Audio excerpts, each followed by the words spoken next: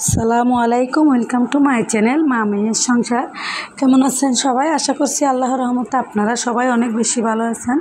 তো বন্ধুরা, আমি আপনাদের দোয়ায় অনেক বেশি ভালো আছি। আমি এখন সকাল সকাল আজকে এই বাসার মধ্যে ডিমের ঝুরঝুরি বানাবো। তো ওগুলো বানাচ্ছি আমি সকাল সকাল। এগুলো রেডি করতেছি রুটি দিয়ে খাওয়ার জন্য। তো বন্ধুরা, কিভাবে করতেছি না করতেছি বন্ধুরা শেষ পর্যন্ত দেখতে থাকেন, ভালো লাগবে। তো এগুলো বাসার মধ্যে রেডি করলে অনেক বেশি ভালো, একদম শর্টকাটের মধ্যে এগুলো করা যায়। তো দেখতে পাচ্ছেন আমি এই ফ্রাই প্যানের মধ্যে পেঁয়াজ, কাঁচামরিচ, টমেটো সবগুলো দিয়ে দিয়েছি। এরপরে লবণও দিয়েছি পরিমাণ মতো, একটু করে হলুদের গুঁড়া দিয়েছি, আর একটু ধনিয়া জিরার গুঁড়া দিব। তো সবগুলো দিয়ে ভালো করে নেড়ে চেড়ে নিব। এরপরে দুইটা ডিম ঢেলে দিব। তো বন্ধুরা, ভিডিওটা শেষ পর্যন্ত দেখতে থাকেন। তো দেখতে দেখতে যদি ভিডিওর কোনো অংশে আপনাদের একটু হলেও ভালো লাগে তাকে বন্ধুরা একটা লাইক দিবেন, সাবস্ক্রাইব করবেন। তো সাবস্ক্রাইব করে আমার চ্যানেলের পাশেই থাকবেন। আমি ধনিয়া পাতাগুলো কেটে রেখেছিলাম, তো ধনিয়া পাতাও দিয়ে দিয়েছি, কারণ এগুলো একটু নরম হওয়ার জন্য। তো এখন দিয়ে দিয়েছি ডিম, একটা একটা করে দুইটা ডিম আমি এখানে ঢেলে দিচ্ছি। আমি এক হাতে ক্যামেরা নিয়েছিলাম, অন্য হাতে ডিম ঢেলে দিচ্ছিলাম, এর জন্য একটু নড়াচড়া বেশি হয়েছিল। তো বন্ধুরা, আপনারা ক্ষমা সুন্দর দৃষ্টিতে দেখবেন। তো কথা বলতে বলতে দেখতে পাচ্ছেন খুব সুন্দরভাবে আমার ডিমের ঝুরঝুরিটা রেডি হয়ে গিয়েছিল।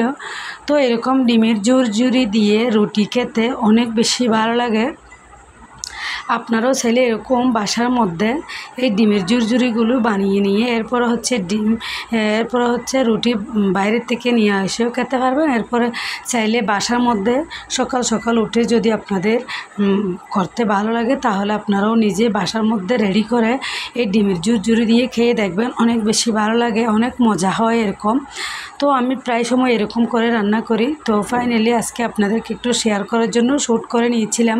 তো কথা বলতে বলতে দেখতে পাচ্ছেন মেয়ে বাইরে গিয়ে রুটি নিয়ে আসছিল। তো এখন আমরা মা মেয়ে মিলে রুটি দিয়ে খেয়ে নেব। তো খাওয়া দাওয়া শেষে এখন দুপুরে রান্নার জন্য নিয়ে নিয়েছি। এখানে আমি সবগুলো কাটাকাটি করে রেখেছি, এখন বসিয়ে দিয়েছি। এটা বরবড়ি আর আলু দিয়ে ভাজি করতেছি। তো রান্নাবান্না তো সবাই করে, এই জন্য এগুলো আর আপনাদেরকে বেশি বেশি করে শেয়ার করতেছি না, কারণ এগুলো প্রতিদিনের মতোই, প্রতিদিন যেভাবে রান্না করি এরকমই।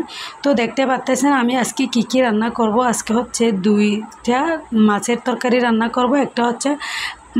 একটা রূপচাঁদা আর একটা নারটিকা মাছ। তো এই মাছগুলো আমি ওই দিন কাটাকাটি আপনাদের ভাইয়া কাটাকাটি করে রেখে দিয়েছিল ফ্রিজের মধ্যে, যেদিন এনেছিল ওই দিন। তো আজকে আমি রান্না করব লেবুর রস দিয়ে ভালো করে ধুয়ে নিব। এরপরে হলুদের গুঁড়া দিয়েও ধুবো, এরপরে লবণ দিয়ে ধুয়ে নেব। 2-3 বার যদি মাছ ধুয়ে রান্না করা হয় মাছের গন্ধটা একদম চলে যায়। তো কথা বলতে বলতে আমি লেবুর রস দিয়ে কতক্ষণ রেখে দিয়েছি। এরপরে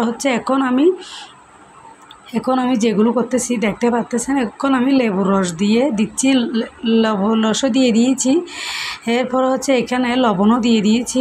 তো হলুদের গুঁড়োও দিতেছি, দেখতে পাচ্ছেন। সবগুলো দিয়ে ভালো করে কষলাতে এই মাছের গন্ধটা একদম চলে যাবে। এরকম করে রান্না করলে মাছের গন্ধটা চলে যায়। বন্ধুরা, আপনারাও এরকম সুন্দর করে ধুয়ে ভালো করে রান্না করে দেখবেন, একদম মাছের কোনো রকমের গন্ধ থাকে না, একদম গ্রানটা অনেক বেশি ভালো লাগে, খেতেও ভালো লাগে, অনেক মজা হয়।